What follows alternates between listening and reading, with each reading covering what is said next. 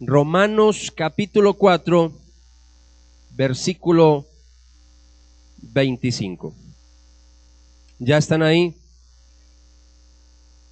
A quien Dios, hablando de Cristo, a quien Dios entregó a la muerte por nuestros pecados y resucitó para ser nuestra salvación.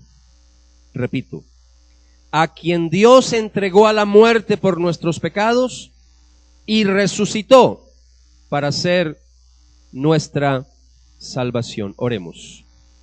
Padre, en esta mañana te damos gracias por tu preciosa palabra de antemano, porque sabemos, Señor, que cada vez que escuchamos tu palabra con reverencia, que nos detenemos a escuchar lo que tú nos enseñas a través de las Sagradas Escrituras, estamos plenamente convencidos de que tú nos hablas. Señor, por eso decimos que la Biblia es tu palabra, Señor, es tu palabra, palabra de Dios, es tu revelación escrita para nosotros. Y en esta mañana te pedimos, Espíritu Santo, que abras nuestro entendimiento, que nos des mucho conocimiento, sabiduría, inteligencia, discernimiento en esta mañana para poder entender y comprender las profundidades de tu bendita palabra. Señor, ayúdanos con este tema de la resurrección, un tema vital para nosotros en el día de hoy. Señor, gracias por tu palabra. De antemano, gracias por todo lo que nos vas a enseñar en la mañana de hoy domingo de resurrección. Gracias Señor. En tu nombre, Jesús, oramos con acción de gracias. Amén y amén. Hoy quiero seguir con este tema que empecé el viernes. ¿Alguien recuerda qué título le dimos a la predicación el viernes? Cristo, nuestra Pascua, nuestra verdadera Pascua. Él es nuestra verdadera Pascua. Hoy es la segunda parte porque vamos a continuar. Hoy vamos a seguir hablando de la Pascua, pero hoy vamos a hablar de la Pascua de Resurrección. ¿Ha escuchado el término Pascua de Resurrección? ¿Usted alguna vez ha entendido por qué a veces usted escucha que hay personas, o usted mismo lo ha dicho, cuando a veces le dice a las personas en esta semana felices Pascuas? Muchos no saben por qué dicen felices Pascuas. A veces decimos tantas cosas por ahí y ni siquiera sabemos qué es lo que estamos diciendo. Algunos hasta le han añadido tradiciones que no están en la Biblia. Huevos, qué sé yo, una cantidad de cosas raras por ahí en épocas de Pascua. Yo les he dicho a ustedes que mientras una tradición no riña con la palabra de Dios y no se vuelva un fetiche y no se vuelva un agüero, nosotros no tenemos problemas. Pero hay ciertas tradiciones que se han ido, de pronto no tanto aquí en nuestro medio, pero sí en otros países con respecto a la Pascua, que no es bíblico. Pero en nuestro medio sí escuchamos la gente decir felices Pascuas. Entonces de eso es que quiero hablarles hoy. La Pascua de Resurrección es una fiesta, es una celebración cristiana que se conmemora, sobre todo se celebra el triunfo de Cristo sobre la muerte. Eso es la Pascua de Resurrección. La Pascua del viernes estábamos hablando de la muerte de Cristo, del Cordero de Dios que quita el pecado del mundo. Pero hoy vamos a hablar de la Pascua de Resurrección. Para que ustedes entiendan un poquito esta fiesta, los primeros cristianos, que ustedes saben que en su mayoría venían del pueblo judío, de la religión judía, ellos celebraban la Pascua de Resurrección y la celebraban a la par cronológica, a la par del mismo tiempo de la Pascua judía. Y así lo hicieron por los primeros siglos, así lo hicieron. Pero después del concilio de Nicea, que más adelante, pues el que no sepa un poquito sobre esto, más adelante estaré profundizando sobre eso. En el concilio de Nicea, los cristianos entonces de ahí en adelante separaron la celebración de la Pascua judía de la cristiana, para que no hubiera confusiones. Porque ustedes saben que se hacía al mismo tiempo, pero ellos siempre lo hicieron diferente, porque para ellos, para los cristianos del primer siglo, de los primeros siglos, era muy claro que Cristo nos había redimido de la maldición de la ley mosaica, y que ya no había que celebrar la Pascua como los judíos en el Antiguo Testamento, que Cristo inauguró un nuevo pacto, una nueva alianza con su muerte, con su derramamiento de sangre en la cruz del Calvario y con su resurrección de entre los muertos. Entonces lo hicieron diferente a partir del concilio de Nicea y sobre todo recordando que Cristo resucitó en la Pascua hebrea. De pronto, si usted no estuvo el viernes, yo el viernes les dije a ustedes que lo paradójico es que muchos en el día de hoy están regresando, están retrocediendo, están volviendo a la ley mosaica. Hay iglesias cristianas en el día de hoy que ya están otra vez con sus rollos raros, practicando la ley judía, la ley de Moisés, entonces están haciendo sus fiestas de tabernáculos, la Santa Cena ya no la hacen como la hacemos las iglesias cristianas, sino que la hacen con Cordero Pascual, etcétera, etcétera, y como decía también, kipar y algunos hasta circuncisión, guardando el sábado, etcétera, etcétera, etcétera. Nosotros sabemos, mis amados, que si nosotros volvemos a la ley mosaica, estamos haciendo nulo el sacrificio de Jesucristo en la cruz del Calvario. Por eso decía el viernes, cuando alguien me salga por ahí con ese rollo, le invite por ahí a alguna iglesia, algún grupo, que porque allá sí celebran, como es la Santa Cena con Cordero y etcétera, etcétera, dígale no gracias, yo ya soy del nuevo pacto, yo ya pertenezco a la nueva alianza, yo soy un hijo y una hija de Dios y estoy en la época de la gracia, no en la época de la ley. El versículo que leí al comienzo, Romanos 4:25, ¿qué tal si volvemos otra vez sobre ese versículo? A quien Dios, hablando de Cristo, entregó a la muerte por nuestros pecados y resucitó para hacer nuestra salvación, nuestra salvación. Está diciendo ahí Pablo que Cristo en la muerte, en la cruz, quitó nuestros pecados, pero que en su resurrección me dio ¿qué? ¿Me dio qué? Me dio la salvación, en otras palabras, me dio entrada al lugar santísimo, me dio entrada al cielo. Por eso él dice, yo soy el camino, la verdad y la vida, y nadie llegará al Padre si no es a través de mí. Este es uno de los versículos más maravillosos de la Biblia, cuando dice, por nuestros pecados murió por nuestros pecados y resucitó para hacer nuestra salvación. Cuando nosotros hablamos en términos de doctrina sana, de doctrina cristiana, nosotros no podemos separar la muerte de Cristo de su resurrección. Esas dos doctrinas tienen que ir unidas. Usted no se puede dar el lujo de creer en Cristo, creer que Él murió por nuestros pecados y negar la resurrección. Eso es un sinsentido, eso no tiene lógica alguna. Nosotros como cristianos, como hijos y como hijas de Dios, creemos que Él murió por nuestros pecados, pero también creemos que Él se levantó de entre los muertos al tercer día y que está vivo por los siglos de los siglos. Ustedes saben que Salomón en alguna ocasión dijo, nada hay nuevo debajo del sol, nada hay nuevo debajo del sol. Hoy en día muchas personas rechazan completamente la resurrección del Señor y eso también pasó en la época hace más o menos unos 2000 años atrás, algunos cristianos, algunos creyentes empezaron a negar y a dudar de la resurrección de Cristo de entre los muertos, como fue el caso de algunos corintios, que empezaron a dudar de que Cristo resucitó. Y por eso les digo que no hay nada nuevo debajo del sol.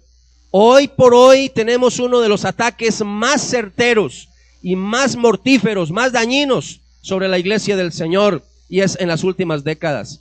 Ustedes saben que con la aparición de algunos libros como los de J. Benítez, cuando empezó con esa serie del caballo de Troya, y otros libros que han aparecido como de Dan Brown, El Código Da Vinci y otros más, son libros, son novelas, son historias, pero ahí cuando la gente empieza a leer eso, lo que empieza a sembrar es cizaña, duda, incredulidad, porque esos libros niegan la deidad de Jesucristo y sobre todo niegan que Jesucristo se levantó de entre los muertos. El problema de los corintios hace unos 2000 años era un problema muy, muy grande, porque no solamente estaban negando la resurrección de Jesucristo, sino que también estaban poniendo en tela de juicio la resurrección de entre los muertos. Y por eso, aunque estoy leyendo Romanos 4:25 como el versículo lema para esta predicación, para esta conferencia, pero nosotros nos vamos a centrar por varias semanas.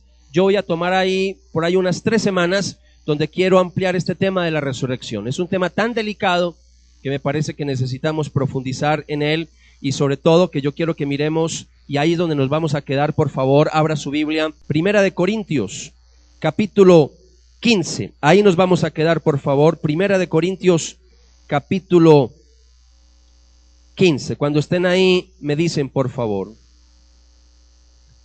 Y mire, solamente para mostrarle lo que estaba pasando con los corintios en el versículo 12 del capítulo 15. Mire cuando Pablo escribe y dice, y bien, si se proclama que Cristo ha resucitado, venciendo la muerte, ¿cómo andan diciendo algunos de ustedes que los muertos no resucitarán? Así que vemos que Pablo nos está diciendo, porque después vamos a mirar ahí algunos versículos que Pablo dice que algunos están dudando de la resurrección de Cristo, pero no solamente dudaban de que Cristo resucitó de entre los muertos, sino que estaban poniendo en tela de juicio ¿qué? La resurrección de los muertos, Entonces, eso tenía unas implicaciones muy serias para la doctrina de la resurrección de Cristo, y Pablo dedica un capítulo entero para tratar este asunto de la resurrección, un capítulo entero, y un capítulo nada corto. Si usted mira ese capítulo, es uno de los capítulos más largos que tenemos en el Nuevo Testamento. Primera de Corintios, capítulo 15, y sin temor a equivocarme, déjeme decirle que este es uno de los capítulos más importantes de toda la Biblia. Así que si usted a veces se ha hecho la pregunta, ¿cuáles son los capítulos más relevantes de toda la Biblia? Este es uno de ellos. Es más, algunos teólogos a lo largo de la historia han tratado de clasificar y sacar los 10 capítulos más importantes de la Biblia, y siempre clasifica entre esos 10, Primera de Corintios, capítulo 15. Así que vamos a desmenuzar este capítulo, vamos a entrar en detalle en este capítulo, y obviamente pues hoy no vamos a tocar todo esto, apenas hoy es simplemente la introducción de este tema que quiero seguirlo hablando siquiera por unos 2 fines de semana más. Y antes de entrar en detalle, yo quiero hablar un poquito del trasfondo de este pasaje.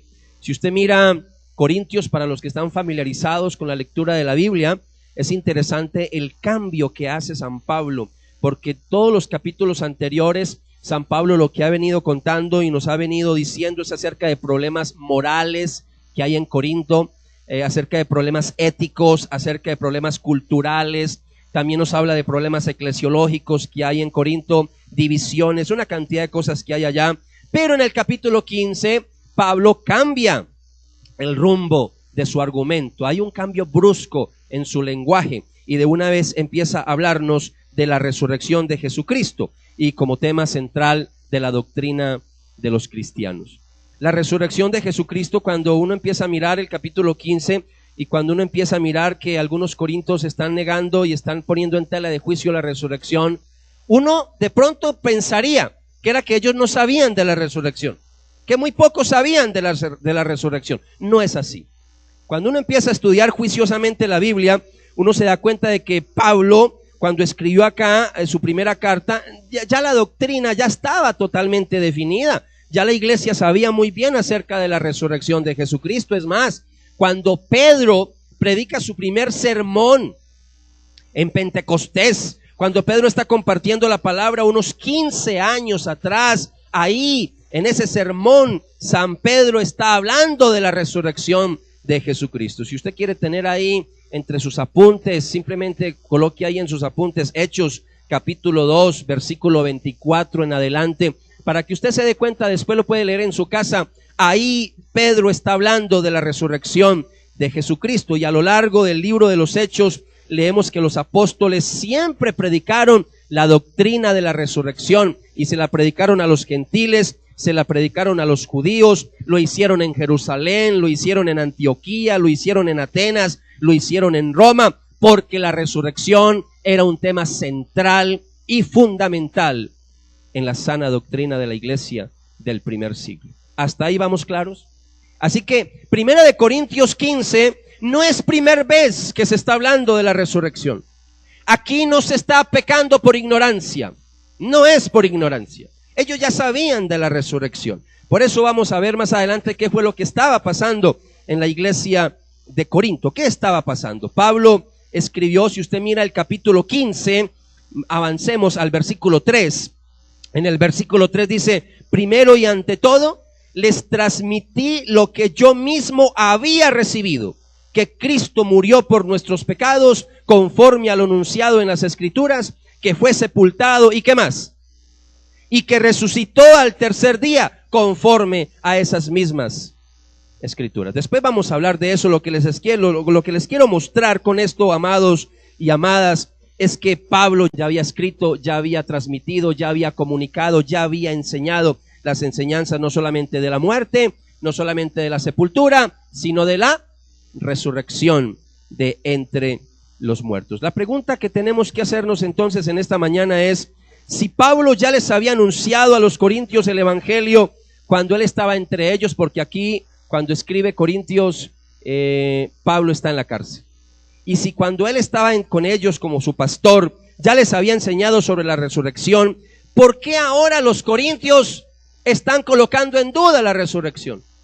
Eso es lo que tenemos que responder, no solamente hoy, sino los 2 próximos fines de semana, para que miremos qué está pasando. Y yo creo que eso nos va a ayudar a entender por qué algunas iglesias, por qué en el día de hoy algunos sacerdotes, algunos pastores, algunos teólogos ya no creen en la resurrección de Jesucristo. De pronto en nuestro medio colombiano todavía no se ha afectado mucho eso en la iglesia, pero sí en la parte secular ya mucha gente no cree que Cristo resucitó de entre los muertos. Y hay gente que por el desconocimiento de la palabra le cree más fácil a un programa de Discovery Channel, de Nat Geo, de History Channel, le cree más a ese tipo de programas que ponen a veces en tela de juicio que Cristo resucitó, que a la misma palabra del Señor. Los cristianos de trasfondo judío, ellos siempre aceptaron la doctrina que el ser humano es una unidad de cuerpo y de alma, y a ellos no les quedaba difícil creer en la resurrección del cuerpo, porque ellos lo creían desde el Antiguo Testamento. Es cierto que había un grupito que no creía en la resurrección en la época de Jesús, que eran los saduceos. Los saduceos no creían en la resurrección, pero no tuvieron tanta fuerza como para contaminar la iglesia de Corinto. Así que el problema que hay dentro de Corinto no es el problema de los saduceos del primer siglo. El problema que hay en Corinto es de algunos gentiles de trasfondo griego que no están creyendo en la resurrección de Jesucristo. Entonces, sea que fueran los mismos corintios que le hayan escrito a Pablo allá cuando estaba en la cárcel, o que de pronto Pablo se dio cuenta por otras fuentes de que ellos estaban algunos poniendo en tela de juicio la resurrección del Señor, lo que quiero mostrarles a ustedes es lo extenso de este capítulo. A mí me enseñaron, cuando estuve en el seminario estudiando teología, que cuando un escritor sagrado está tocando un tema y de pronto lo amplía demasiado, cuando un capítulo sobresale en una carta o en un libro por su extensión, es porque el autor sagrado le quiso dar ¿qué? Énfasis. Y es sorprendente todo este capítulo, Pablo cómo desarrolla lo de la resurrección de Jesucristo, y yo estoy casi completamente convencido que la mayoría de ustedes no han entrado en detalle en todo lo que está en la primera carta del apóstol Pablo a los Corintios, en el capítulo 15. A veces como iglesia nos da pereza hablar de doctrina, y por eso es que en el día de hoy la iglesia de Cristo está como está, porque ya no hablamos casi de doctrina, no nos gusta la doctrina. Eso sí, cuando vemos que viene por ahí un superapóstol y nos van a dar los 7 pasos para recibir la unción o algo así, ahí sí acude la gente a montones. Pero si nos van a hablar de pruebas sobre la resurrección de Cristo, pruebas de la deidad de Cristo, pruebas de que la Biblia es la palabra de Dios, a la gente ya casi no le interesa mucho eso. Nosotros como rebaño por muchos años hemos tratado de insistir demasiado en que la doctrina es importante. Claro que los carismas son importantes, claro que la unción del Espíritu es importante, pero mis amados, unción sin doctrina, eso lleva muy fácil a la confusión y a la herejía. ¿Escuchó lo que acaba de decir? Unción sin doctrina, eso lleva a confusión, y eso muchas veces lleva a la herejía, y por eso es que a veces vemos gente haciendo cosas raras en algunas iglesias. El énfasis que pone entonces el apóstol en la doctrina de la resurrección nos enseña que para Pablo y la iglesia universal, la doctrina de la resurrección es y permanece como fundamental en el cristianismo. Si usted quiere saber si una iglesia es de sana doctrina, pregunte si creen que Jesucristo se levantó al tercer día de entre los muertos. Si esa iglesia no cree que Cristo resucitó de entre los muertos, corporalmente, físicamente, no es de sana doctrina. Y para muestra un ejemplo, porque hoy no voy a hablar de sectas falsas, ese no es mi tema hoy. La única forma de uno conocer un billete falso, ¿cómo es que nos enseñan? La única forma de conocer un billete falso, ¿cómo es? Conociendo el verdadero. Entonces yo no me voy a poner a hablar de sectas acá, voy a hablarles de la sana doctrina de la resurrección. Y usted ahí va a poder entender entonces los errores. Solamente como muestra un ejemplo, los testigos de Jehová. Y si usted tiene un vecino, un amigo, testigo de Jehová, hay que seguirlo apreciando como vecino. Pero no podemos estar de acuerdo con su doctrina, porque los testigos de Jehová dudan, niegan la resurrección de Cristo corporalmente de entre los muertos. Ellos dicen que resucitó espiritualmente, pero no corporalmente.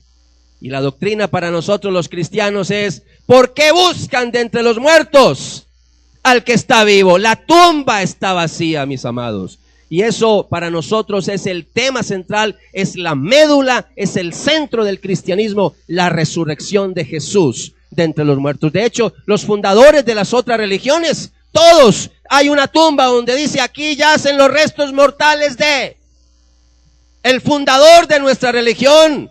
La tumba está ¿qué? Está vacía, porque Él está sentado a la diestra del Padre, intercediendo por nosotros.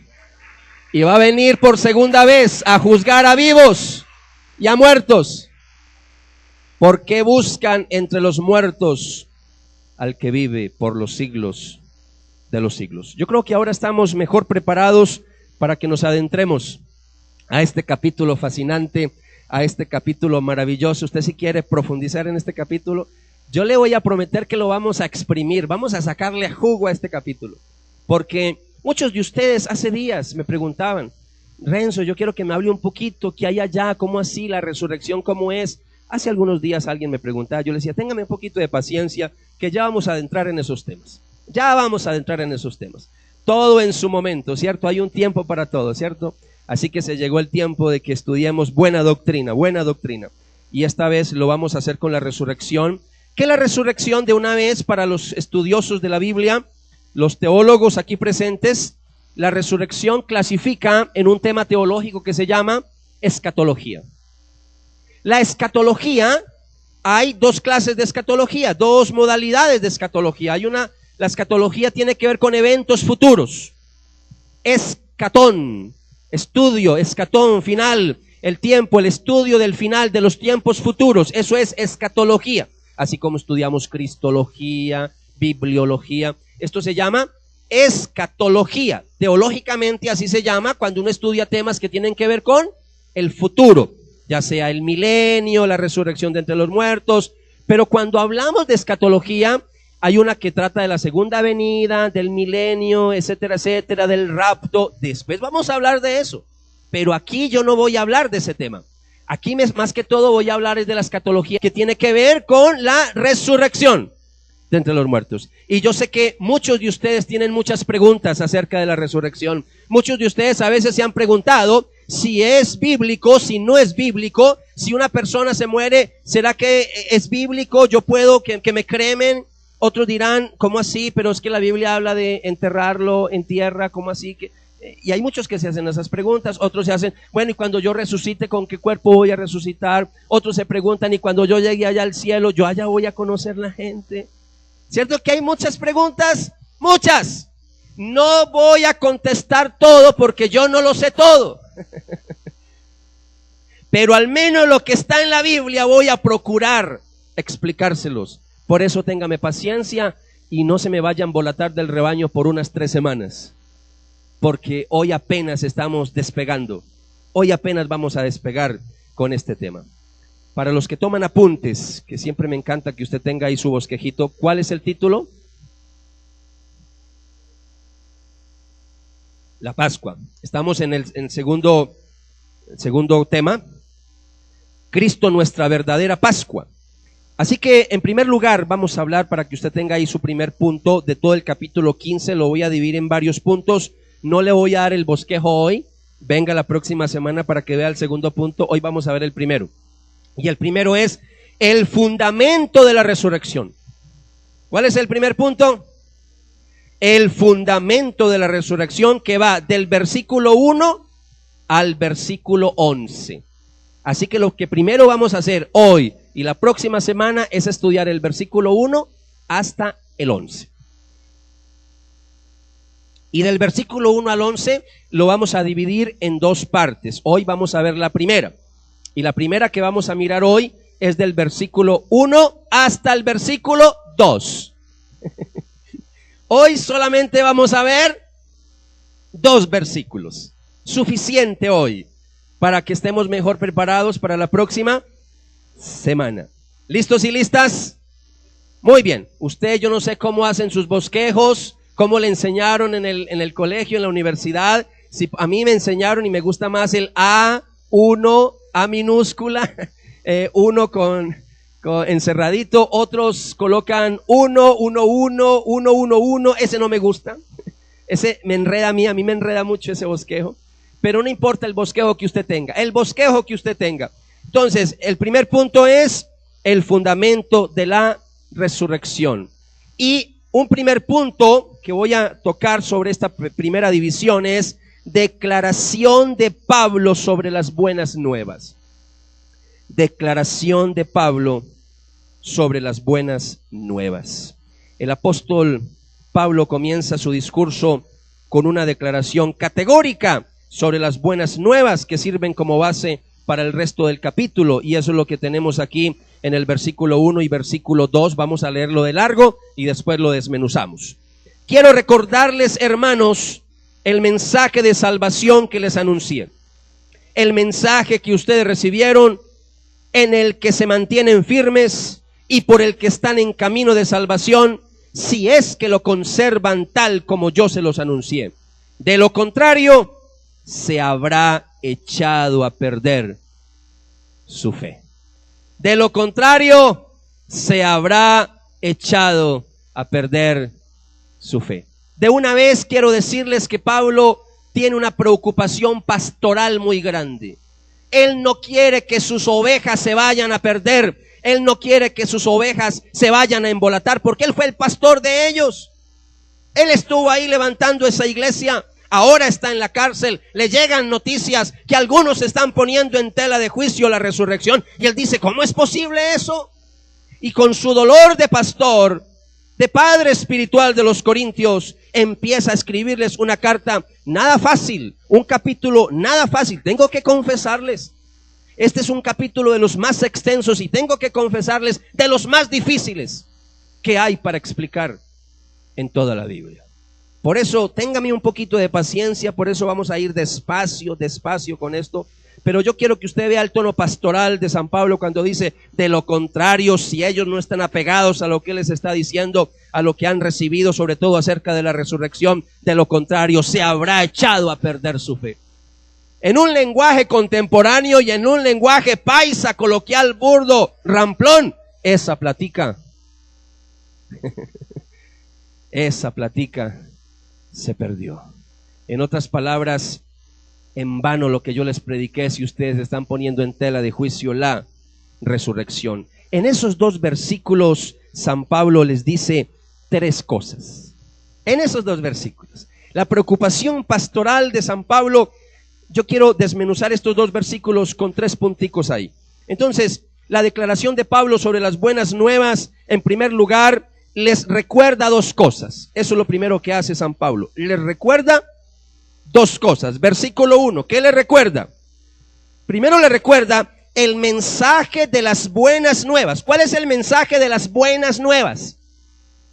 Buenas nuevas es la traducción del griego evangelio. ¿Ok? Entonces, les recuerda 2 cosas. Primero, el mensaje del evangelio, el mensaje de la predicación del evangelio, de las buenas nuevas que él mismo les ha predicado. Él mismo les ha predicado. Por eso dice ahí, quiero recordarles, hermanos, el mensaje de salvación que les anuncié. Es lo primero que les recuerda. Les está enseñando lo que ya les proclamó en otros tiempos, y sin embargo Pablo introduce un elemento nuevo en esta enseñanza, y esa enseñanza es una doctrina detallada acerca de la resurrección física de Cristo y de los creyentes de entre los muertos. Sobre todo, usted debe de saber que en otras cartas y oportunidades anteriores se ve que Pablo ya había enseñado sobre la doctrina de la resurrección de los creyentes. Él ya había enseñado, si quiere tómalo ahí en sus apuntes, Hechos capítulo 13, versículo 30, no lo voy a leer, simplemente para los que tomen apuntes. Hechos 13:30, Gálatas 1:1, ya en otras ocasiones Pablo había hablado de la resurrección, pero en este capítulo 15 entrega una exposición completa de la doctrina bíblica de la resurrección, y es por eso que dice: quiero recordarles, hermanos, lo que ya antes les había anunciado. Otra vez para ratificar, otra vez para demostrar que ellos ya sabían del tema de la resurrección. Y esto nos pone a nosotros, esto nos tiene que poner sobre aviso, porque uno puede conocer del Señor, yo puedo saber las cosas de Dios, puedo haber estado en una iglesia donde me enseñaron sana doctrina, y llegar un momento en que de pronto se introduce un espíritu de engaño y de error y empieza ¿a qué? Empieza a confundir y a embolatar a los creyentes. Por eso nunca diga cuando alguien se va para una secta falsa: no, lo que pasa es que en la iglesia ya nunca le enseñaron sana doctrina. Eso no es así. Y si no, mire qué maestro el que tuvo la iglesia de los Corintios, nada menos y nada más que el apóstol San Pablo. Y ahí tenemos algunos que habían recibido de él la enseñanza de la resurrección y ahora están poniendo en tela de juicio esa doctrina. Yo me he desgastado por muchos años enseñando sana doctrina y me da mucha tristeza y mucho pesar. Algunas ovejitas, gracias a Dios, no tantas, pocas, se han ido para sectas falsas. Y no fue porque no hubieran escuchado en el rebaño sana doctrina. Amados y amadas, por eso como iglesia siempre tenemos que estar, y hay un versículo que lo voy a mencionar varias veces en esta conferencia: el que crea estar firme, mire que no caiga. Usted puede saber mucha Biblia, pero mucho cuidado, ¿qué escucha? Mucho cuidado, ¿qué lee? Mucho cuidado, ¿a dónde va? Mucho cuidado, ¿quién le está enseñando la palabra del Señor? Lo segundo que Pablo le recuerda a los corintios no solamente es el mensaje de las buenas nuevas que él mismo les ha predicado, sino que les recuerda el mensaje que ellos habían recibido. Entonces les recuerda dos cosas: lo que él les ha enseñado y lo que ellos han recibido. Por eso dice: el mensaje que ustedes recibieron, dice San Pablo en el versículo 1. Preparando este estudio para ustedes, amados, es una delicia cuando uno estudia la palabra del Señor. Para mí es una delicia explicar la palabra del Señor. Esto es algo que vengo haciéndolo por más de 20 años, y para mí es un privilegio y es una gran responsabilidad cuando me paro en un púlpito de estos a predicar la palabra del Señor. Mire, hay cosas que uno lee en la Biblia, en nuestra traducción en español, y pues, amados, hay cosas que uno no entiende. Y por eso es que es necesario venir a la iglesia para que nos enseñen la palabra del Señor. Usted no se puede dar el lujo de decir: no, yo en mi casita ya leo la Biblia. No, señor, en mi casita no. Usted allá puede leer todos los días, hacer su devocional, pero usted necesita asistir a la iglesia para recibir alimento de la palabra, para que le expliquen la palabra del Señor. Y Dios ha dado a su iglesia hombres y mujeres con carismas especiales. No son más que nadie, sino que son carismas y especiales que Dios da a la iglesia, y entre ellos es el don de la enseñanza. Y él ha dado pastores y maestros a su iglesia. Y miren, esta semana, puliendo este mensaje para ustedes y preparando este mensaje para ustedes, me puse a mirar la palabra recibir. Una palabra tan sencilla, recibir, pero cuando uno estudia la Biblia, uno empieza a ver cosas tan interesantes que en la época bíblica, obviamente los primeros oyentes, los primeros que leyeron lo que Pablo les mandó, claro que ellos entendieron muy bien, pero ya han pasado casi 2000 años. ¿Cómo saber qué fue lo que quiso decir Pablo? Y el problema que tenemos nosotros es que las palabras que utilizamos en español son muy limitadas. Recuerden que nuestro idioma español está fundamentado en dos raíces, en raíces latinas y raíces griegas. El griego es un idioma rico. Yo a ustedes no les complico la vida con el griego ni con el hebreo. Yo no les complico la vida con eso. Yo siempre trato de predicar de una manera muy sencilla. Pero cuando es necesario explicar algo en el griego, yo tengo que decírselo, amados, porque si no, no vamos a entender lo que el escritor quiso decir. ¿Estamos? Así que mi propósito no es aquí hacer alardes de erudición, porque lejos de tal cosa, no, ese no es mi estilo. Pero recibir, que en español es algo tan sencillo, en griego es otra cosa. Sobre todo en el contexto de que Pablo le escribe a la iglesia de los Corintios cuando les dice el mensaje que ustedes recibieron. Es una palabra griega que se utilizaba, sobre todo los judíos la utilizaban para la comunicación de una tradición en la cual se espera que haya una repetición fiel y sobre todo después memorización de parte de los oyentes. Cuando Pablo dice el mensaje que ustedes recibieron, es una palabra que se utilizaba en la época bíblica para una persona que ha recibido una enseñanza una y otra vez, al punto tal que la persona ya ya la memoriza. Por eso es tan importante los credos, que hoy por hoy en la iglesia se perdieron. Ya hoy por hoy en la iglesia cristiana ya casi no habla de credos. Y si usted le da por hablar de un credo y ay, ustedes tan raros, ustedes como que no son de sana doctrina, ya los papeles se invirtieron. Increíble, ya los papeles se invirtieron. Los primeros cristianos solo les decía, ¿ustedes en qué creen? Y para ellos era tan fácil y tan sencillo decir, yo creo en esto, en esto, en esto, en esto y en esto. Hoy en día le pregunta a uno, ¿usted en qué cree? Ay, no, a mí no me pregunte esas cosas de doctrina, a mí esas cosas no me gustan, no. Déjeme así. Déjeme así. Amados, si una iglesia estudiosa de la palabra fueron los primeros discípulos de Jesucristo. Ustedes recuerdan muy bien la iglesia de Berea, cuando Pablo dice la palabra de Dios, que cuando Pablo iba y les predicaba, dice que ellos escudriñaban las escrituras para ver si era cierto lo que Pablo les predicaba. Así que ese recibir habla de una comunicación, de una tradición que se comunica y se pasa una y otra vez hasta que se memoriza por parte de los que están escuchando o de los que están leyendo. Y si usted quiere saber un poco más sobre ese verbo recibir, es el mismo que se utiliza en el versículo 3, y ahí lo podemos entender más. Primero y ante todo, les transmití lo que yo mismo había recibido. Y mire que Pablo, aunque yo no voy a predicar de estos versículos hoy, mire que Pablo está hablando de un credo.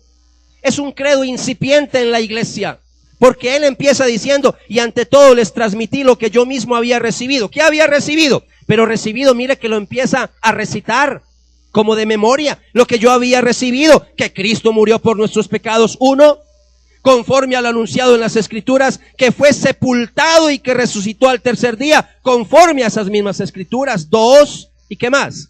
Y que se apareció primero a Pedro y a más de los 12, etcétera, etcétera, etcétera. Para ellos era muy claro cuando les, ¿usted qué cree? Que Cristo murió por mis pecados, que resucitó de entre los muertos al tercer día, y por eso es tan importante los credos, credo apostólico, credo de Nicea. Esos credos son importantes para nosotros. Frente a las doctrinas falsas que polulan en el día de hoy, se hace urgente, amados, amadas, estudiar y memorizar la palabra del Señor. Filipenses, si usted quiere tener otro contexto de ese verbo recibir que utiliza Pablo, Filipenses capítulo 4, versículo 9, San Pablo dice algo tan interesante a los filipenses. Filipenses capítulo 4, ¿y sabe por qué lo traigo a colación? Porque en estos días, en la campaña de 40 días de perdón, hablamos mucho del versículo 8. ¿Se acuerdan? Filipenses capítulo 4, versículo 8, pero ya en el versículo 9, San Pablo les dice, pongan en práctica lo que han lo que han aprendido y recibido. Recibido es el mismo término griego que aparece en el versículo 1 y que aparece en el versículo 3. ¿Están conmigo? Otra vez dice, pongan en práctica lo que han aprendido y recibido, lo que en mí han visto y oído. Pónganlo en práctica y el Dios de la paz estará con ustedes. Por eso para nosotros en el día de hoy se hace saludable volver a enfatizar los credos antiguos de la iglesia. Si hay un día donde se hace necesario volver a esos credos, es en el día de hoy. Discúlpeme, se lo voy a decir de una manera muy ramplona, muy burda, pero hoy hay tanto creyente que no sabe ni en dónde está parado. Y eso, mis amados, Mientras yo tenga vida, mientras el Señor me permita estar aquí con ustedes, voy a hacer todo lo posible para que ustedes estén bien adoctrinados. ¿Usted recuerda el credo de Nicea ampliado? Recuerde que los credos en la iglesia primitiva, en los primeros siglos, los credos no lo escribieron los apóstoles. El primer credo se llama el credo de los apóstoles o el credo apostólico, no porque lo hayan escrito los apóstoles, sino porque tiene fundamento apostólico. Lo escribieron discípulos de los apóstoles. ¿Estamos? Y el credo, cuando escribieron el credo apostólico, no fue porque a alguien se le ocurrió, sí, vamos a escribir un credo como un poema. No, fue una respuesta a las herejías que empezaron a crecer en medio de la iglesia. Por eso no hay nada nuevo debajo del sol. Hoy algunos locos están poniendo en tela de juicio la resurrección de Cristo, la deidad de Cristo, pero eso no es nuevo. Los testigos de Jehová es una religión que por allá a finales del siglo XIX, pero eso tampoco, sus enseñanzas no son nuevas. Ellos siguieron las enseñanzas de un hereje de los primeros siglos, de Arrio, un obispo que negó la deidad de Jesucristo. Entonces, amados, por eso es que tenemos religiones como testigos de Jehová que no creen que Jesucristo es Dios. Para ellos el único Dios es Jehová. Ellos no creen que Él es el unigénito. Ellos no creen que Él se levantó de entre los muertos físicamente, corporalmente. Ellos no creen que Él es el Dios hecho carne. Y por eso, amados, tenemos que entender que los credos surgieron como una respuesta a las herejías y ahí hubo la necesidad entonces de sacar más adelante un credo ampliado del credo apostólico, porque el credo apostólico es muy cortico y muy sencillito. Entonces hubo necesidad de sacar un credo ampliado, el credo de Nicea. Ustedes saben que en algunos lugares recitan ya sea un credo o recitan el otro. Me gusta más el de Nicea porque es un credo ampliado. ¿Lo recuerda? ¿Usted recuerda el credo de Nicea? No le dé pena decir no. Yo se lo voy a recordar. Yo sé que apenas lo vaya leyendo, usted va a decir, sí, ya. Lo voy a usar en plural. Creemos en un solo Dios, Padre Todopoderoso, Creador del cielo y de la tierra, de todo lo visible e invisible. Creemos en un solo Señor Jesucristo, Hijo único de Dios, nacido del Padre antes de todos los siglos, Dios de Dios, luz de luz, Dios verdadero de Dios verdadero, engendrado, no creado. Paro ahí un momentico. Engendrado, no creado. Este credo fue una respuesta a los herejes que estaban diciendo que Cristo no era Dios, que Él no era el engendrado, el unigénito, que Él fue creado, es decir, una criatura. Y Él no es una criatura, Jesucristo es el creador de lo visible y lo invisible. Por eso nosotros lo adoramos y por eso la iglesia le compuso este credo. Dios de Dios, luz de luz, Dios verdadero de Dios verdadero, engendrado no creado, de la misma naturaleza del Padre por quien todo fue hecho, que por nosotros y por nuestra salvación bajó del cielo, por obra del Espíritu Santo se encarnó de María la Virgen y se hizo hombre. Por nuestra causa fue crucificado en tiempos de Poncio Pilato, padeció y fue sepultado, resucitó al tercer día, según las Escrituras, subió al cielo y está sentado a la derecha del Padre. De nuevo vendrá con gloria para juzgar a vivos y muertos, y su reino no tendrá fin. Creemos en el Espíritu Santo, Señor y dador de vida, que procede del Padre y del Hijo, que con el Padre y el Hijo recibe en una misma adoración y gloria, y que habló por los profetas. Creemos en la Iglesia, que es una santa, universal y apostólica. Reconocemos un solo bautismo para el perdón de los pecados. Esperamos la resurrección de los muertos y la vida del mundo futuro. Amén. ¿Creemos en este credo? Creemos en este credo. Nosotros como iglesia cristiana El Rebaño, como una iglesia bautista, nosotros creemos en el credo apostólico, creemos en el credo de Nicea, pero sobre todo creemos en lo que dice la bendita y gloriosa palabra del Señor.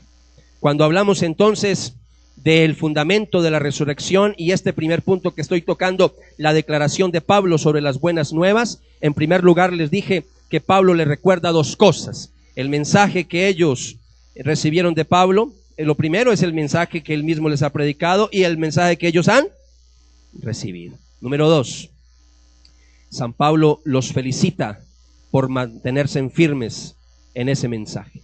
Los felicita por mantenerse firmes en ese mensaje. Y seguimos en el versículo 1, no hemos pasado del versículo 1. Quiero recordarles, hermanos, el mensaje de salvación que les anuncié. El mensaje que ustedes recibieron, y aquí viene lo que estoy compartiendo, en el que se mantienen firmes. ¿Qué está haciendo Pablo como pastor? ¿Qué los está? ¿Los está qué? Felicitando. ¿Y los está felicitando por qué? Porque están firmes, porque están firmes.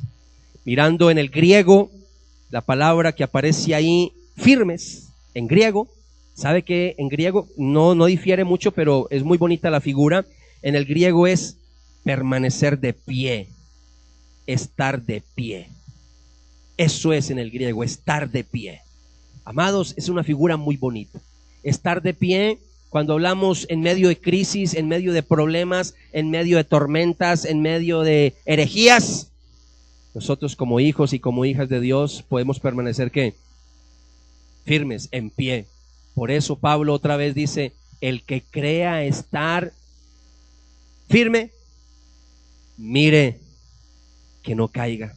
Eso es lo que dice usted, pero Renzo, usted ha repetido eso tantas veces. ¿Dónde está eso?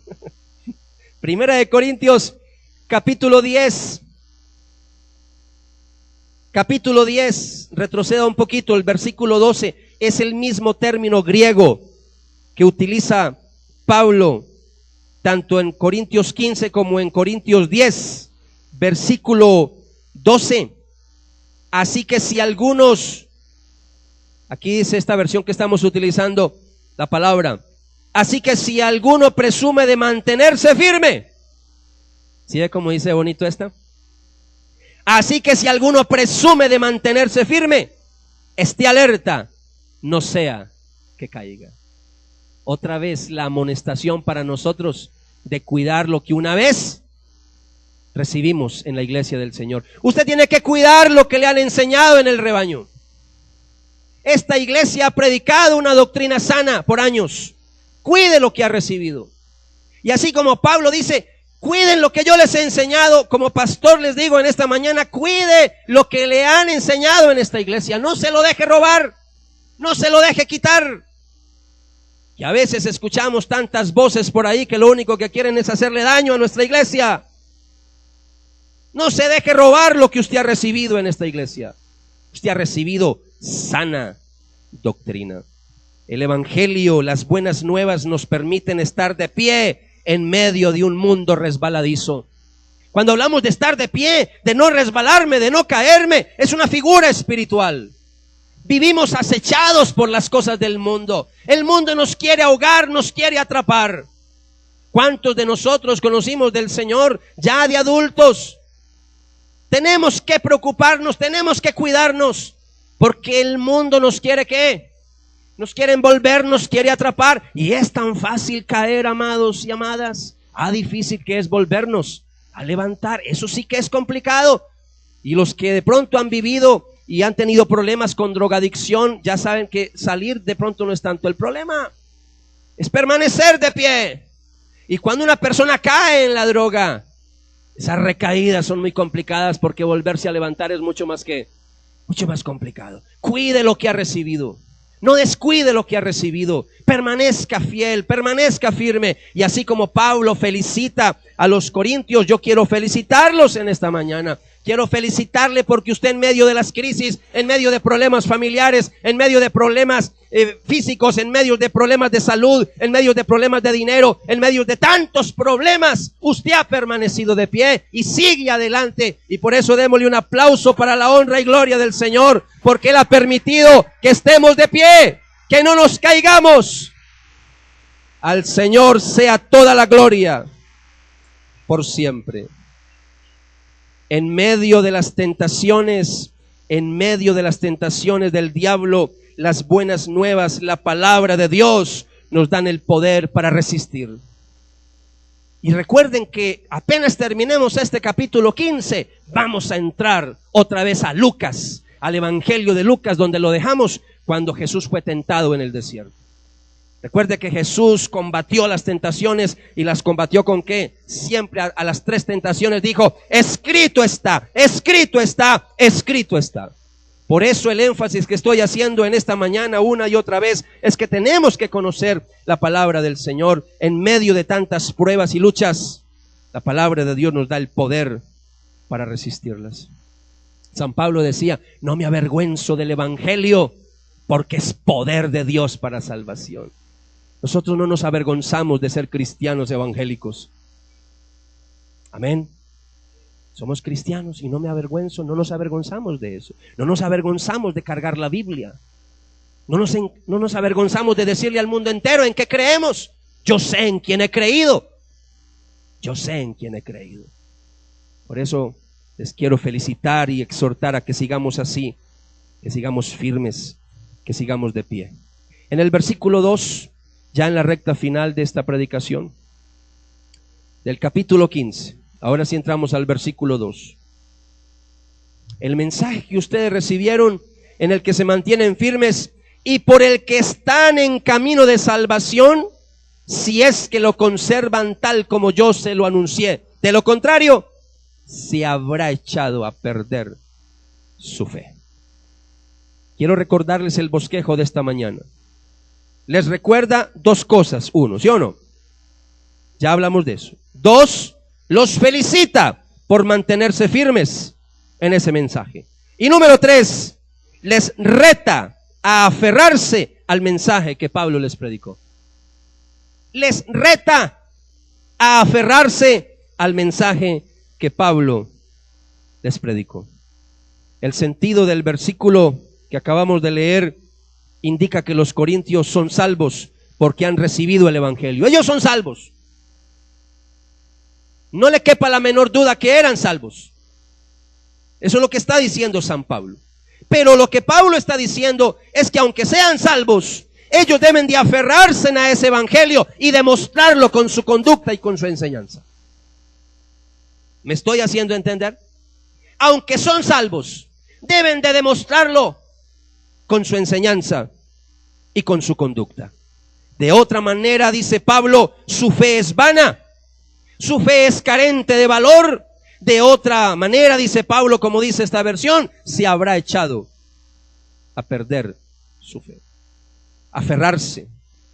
Cuando dice acá en esta versión, dice, si es que lo conservan. Conservan. Me gusta más aferrarse. Aunque conservar es no dejar ¿qué? No dejar que me lo quiten. Yo lo voy a conservar. ¿Yo lo voy a qué?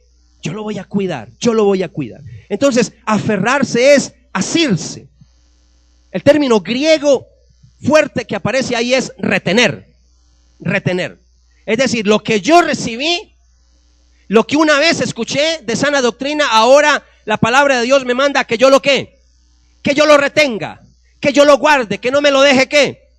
Que no me lo deje quitar, que no me lo deje robar. Hay muchas cosas en la vida, amados y amadas, que intentan quitarnos la fe. Hay muchas cosas que a veces quieren dañarnos en nuestra fe, ya sean cosas que nos sucedan a nosotros o cosas que le suceden a otras personas. Y a veces vienen cosas que el enemigo nos bombardea una y otra vez para que nosotros dudemos, para que nosotros empecemos a dudar, para que nosotros perdamos la fe. A veces es la duda, a veces viene la duda a nuestra mente y empezamos, ¿sí será? Venga, ese programa de Discovery Channel, que el cadáver del Señor se lo robaron, que se casó con María Magdalena, que tuvo más hijos. Venga, y si de pronto eso es verdad. Y empieza el enemigo ahí a minar. Hoy yo no me voy a desgastar mostrándoles que Cristo sí resucitó, porque yo ya en otras ocasiones lo he enseñado en esta iglesia. Es más, le voy a decir para los que están aquí por primera vez, se comete un suicidio intelectual cuando usted niega la resurrección de Jesucristo, porque es más complicado, es más difícil demostrar que no resucitó que demostrar que sí resucitó. Usted cuando niega la resurrección de Jesucristo se mete en serios problemas intelectuales, ni siquiera teológicos, intelectuales. Porque de una persona con 2 dedos, como dicen por ahí en la frente, no puede dudar la resurrección de Jesucristo. Y solamente le menciono unita nomás. ¿Cómo se le ocurre que cantidad de creyentes en los 3 primeros siglos, miles y miles de creyentes murieron por defender una mentira? Solamente con eso es suficiente para que nosotros entendamos que ellos estaban predicando una verdad, porque ellos vieron la tumba vacía. Hay cosas que a veces minan nuestra fe, quieren quitarnos la fe. A veces no es la duda, a veces es el miedo. A veces hay miedo, miedo a la muerte, miedo al futuro, miedo de las finanzas, miedo de tantas cosas. Dios mío, usted escucha lo del Japón, escucha lo de allí, la guerra, el terremoto, y usted, Dios mío, y el invierno, y la avalancha. Miedo. Y a veces ese miedo nos empieza también a minar, y a veces quieren en cierta manera quitarnos la fe. A veces son los problemas, a veces son las crisis financieras, pero escúcheme bien, hay un enemigo que está haciendo mucho daño en la iglesia, mucho daño en la iglesia en el día de hoy. ¿Sabe cómo se llama? Falta de conocimiento. Falta de conocimiento. Hay tanta ignorancia de la Biblia en la iglesia en el día de hoy. Y esto lo digo con tanto cuidado porque no quiero aquí dar a entender un orgullo aquí prepotente. No, amados, no. Como el de menos. Pero déjeme decirle que hoy hay tanto desconocimiento de la palabra, hay tanta ignorancia en las iglesias. Hay iglesias donde las personas pasan años y años y años y no crecen espiritualmente, no conocen la Biblia, porque no se la predican, porque no estudian la Biblia. De pronto la persona que comparte la palabra coge un versículo y lo chapucea, testimonios, chistes y cosas, se la pasan en alabanza y cantos, y todo eso es bonito, claro que sí, pero no conocen la palabra. Y la palabra de Dios, usted sabe muy bien lo que dice Oseas capítulo 4, versículo 6, se lo sabe de memoria. Los que están conmigo, dice esta versión: mi pueblo perece por falta de conocimiento. Y como rechazaste el conocimiento, yo te rechazaré a ti de mi sacerdocio. Qué miedo. Por falta de conocimiento. Mi pueblo perece por falta de conocimiento. La próxima semana, eso es lo que vamos a hacer, mis amados. Vamos a empezar a compartir todo este capítulo 15. Vamos a conocer qué es lo que dice la resurrección. Vamos a entrar en detalle por qué Cristo resucitó de entre los muertos, y sobre todo vamos a entrar en detalle de que si Cristo resucitó de entre los muertos, es la garantía y la certeza, es la primicia de que nosotros cuando muramos, algún día también nos vamos a levantar de entre los muertos. Amén. Esa es la seguridad que tenemos nosotros. Hay otras religiones que creen en la reencarnación. Nosotros creemos es en la resurrección. Y está establecido para los hombres y mujeres que mueran una sola vez y que después venga el juicio. Y en ese juicio, mis amados, para nosotros los hijos y hijas de Dios, no es un juicio para condenación, es un juicio para salvación y para recompensas. Amén. Puestos de pie.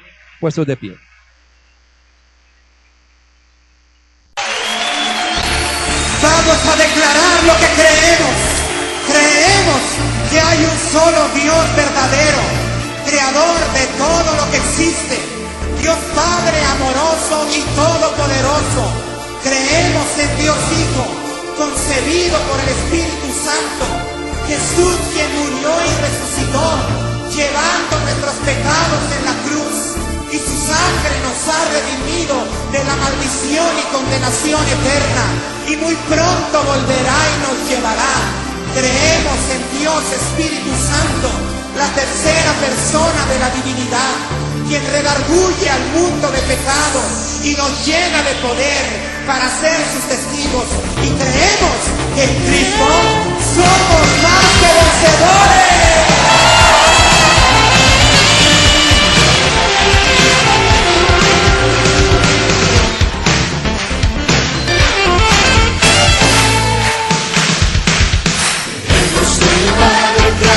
Del universo, tuyo Jesucristo su Hijo.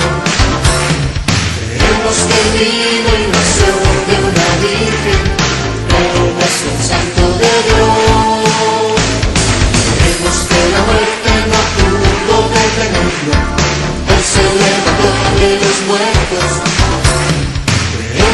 está hoy a la diestra del Padre, creemos que Él vive hoy. Este es mi credo, este es mi canto, la verdad y la fe que siempre permanecerá. Este es mi credo, este es mi canto, la verdad y la fe que siempre permanecerá. Creemos en el Padre Creador del universo y en Jesucristo su Hijo. Creemos que vivo y nació de una virgen, Él es el Santo de Dios. Creemos que la muerte no pudo detenerlo, Él se levantó de los muertos. Creemos que está hoy a la diestra del Padre, creemos que Él vive hoy. Este es mi credo, este es mi canto,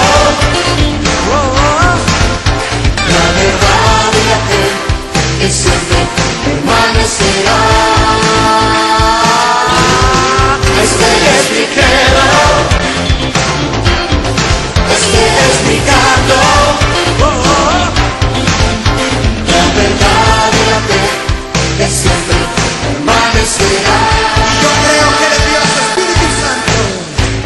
Yo creo que le dio a su Espíritu Santo para guiarnos a toda verdad. Creo que en mi día Él regresará y en gloria nos llevará.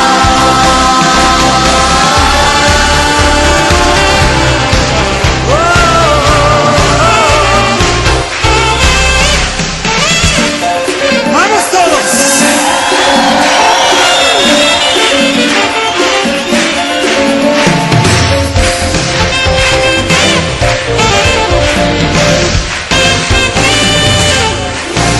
Este es mi credo, este es mi canto, La verdad y la fe que siempre permanecerá.